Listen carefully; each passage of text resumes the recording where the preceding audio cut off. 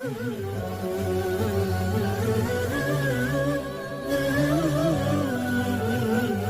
third inconsistency is that what I call the politics of Jesus question. David Wood wants to make you believe that faith in Jesus' message should cause you to be critical of Islam, the Prophet Muhammad, and the Sharia. But is this true? Would Jesus, as he is described in the Bible, disapprove of Muhammad? Well, it really depends on Jesus' political outlook.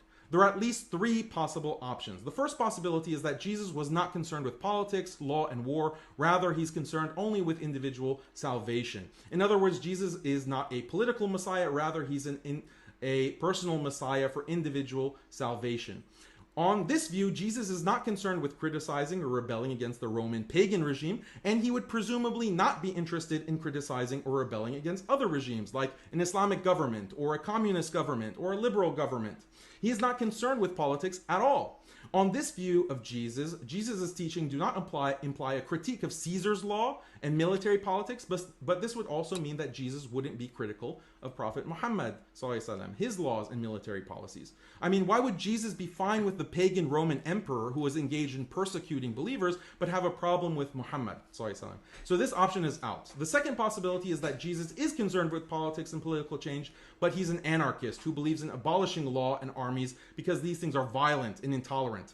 This is why Jesus says things like, "He who is without sin should cast the first stone," or "Do not resist an evil person and turn the other cheek. If someone assaults you, or if an unjust person takes your coat, give him your cloak as well."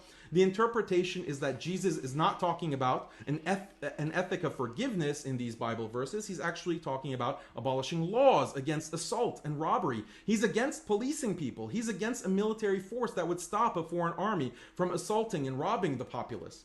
On this view, Jesus would see Muhammad as very evil for the specific reason that Muhammad is not an anarchist. Rather, Muhammad is someone who passed laws and had a military policy which entailed violence. But of course, such a view of Jesus is absurd, and no pre-modern Christian ever believed he was an anarchist, so this option is out. The third possibility is that Jesus is concerned with politics, but he is not a proponent of anarchy. Rather, he wishes to establish a modern liberal state. According to this vision of Jesus, Jesus wanted a state that upheld something like modern human rights norms and had a foreign policy that consisted of strictly defensive wars. On this view, Jesus would condemn Islam because Islam is not compatible with such a modern liberal state. The problem with this option is that a modern liberal state of this type did not exist before the Enlightenment in the 18th and 19th centuries. Furthermore, modern liberal secularism was primarily created by atheists, deists, and critics of Christianity. Furthermore, earlier states established by Christians, like the Byzantine Empire, the Spanish Empire, etc., none of these were modern liberal states or anything close in terms of respecting human rights and so forth. How could Jesus have called for a state that never existed? This is a historical error, so this option is out. Furthermore, Christians should consider what is involved in a modern liberal state. It involves, among other things, protecting the free speech of people who blaspheme God, facilitating sex outside of marriage, which destroys traditional family and gender roles. Where is that?